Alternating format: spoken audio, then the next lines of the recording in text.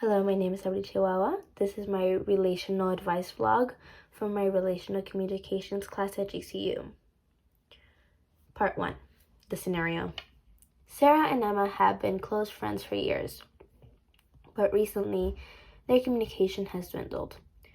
Sarah, who values daily communication and sees it as a means to maintain their friendship, feels hurt and angry that Emma doesn't reach out as often as she used to. Sarah's value for consistent communication helps her to know where her friendship stands, and Sarah tries to reach out to Emma regularly, but Emma, who tends to be more of an out of sight, out of mind mindset, doesn't feel the same need for the constant communication. She assumes that their friendship is strong enough to withstand periods of time, of silence, and doesn't see the lack of daily communication as a problem. To her, she only texts Sarah when she wants to talk to a friend and doesn't see distance or time passing by as a barrier for their friendship. For Emma, not communicating does not affect their relationship because she sees it as being as strong as it always has been. She feels that same close connection whether there is consistent communication or there isn't any consistent communication. Emma values their bond deeply and believes that true friendship can withstand periods of times of silence without losing its essence, and she feels unfairly criticized by Sarah's insistence on daily communication, seeing it as a mismatch of expectations rather than a sign of neglect for Sarah's emotional feelings. Sarah does not see it that way, where consistent communication is needed to remain close friends, as she sees consistent communication as a stronger friendship and less consistent communication as a weaker friendship, or more acquaintances rather than friends.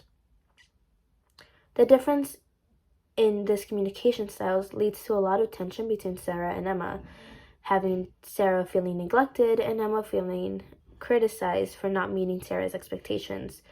As the distance between them grows, both girls are left wondering how to bridge the gap and restore their harmony in their once unbreakable friendship.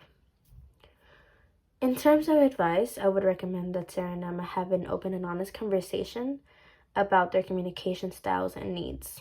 I would encourage Sarah to express her feelings to Emma, explaining why daily communication is so important to her, as it helps her feel connected to Emma, and why it is important for her to have that consistency in feeling her emotional needs being met. It is also important to note that this is a friendship, so it is based off of emotional and intellectual intimacy, and those two aspects need to be met in order to maintain a very close bond between the two girls. Furthermore, I would propose that Sarah and Emma work together to find a compromise that honors both of their communication styles and their lives. It's also important to note that life happens, and maybe Emma doesn't have as much time as she used to consistently talk to Sarah, or Sarah might have more open time and more open availability now to communicate more, and she would require it, or they could be going through a hard time, and it is important for that consistent communication. So having them sit down together, whether it's a cup of coffee or if they are simply hanging out, to talk about why it is so important to both of them, and why their communication has shifted. By having a middle ground, such as having regular check-ins or finding another way to stay connected, can make both parties feel comfortable in each other's communication styles and understand each other and where each other's perspective is coming from. And by finding this middle ground, Sarah and Emma can strengthen their friendship to ensure that both of their emotional needs are met. In conclusion, I would emphasize the importance of an open communication and empathy in navigating these differences in communication styles within their friendship. By understanding and respecting each other's needs, Sarah and Emma can overcome this hurdle and maintain that strong, healthy friendship that they have had for a very long time.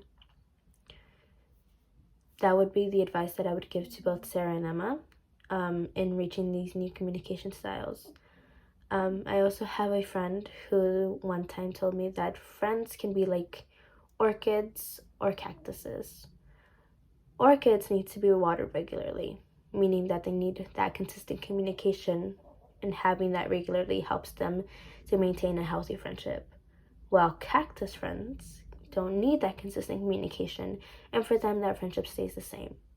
Having a cactus and an orchid, communication style may be hard, but it definitely can be maintained, and it definitely can have a solution.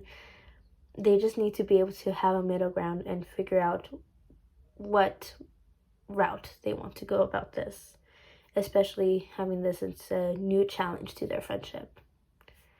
That will be my advice to both Sarah and Emma. I hope their friendship remains strong. Thank you so much. Goodbye.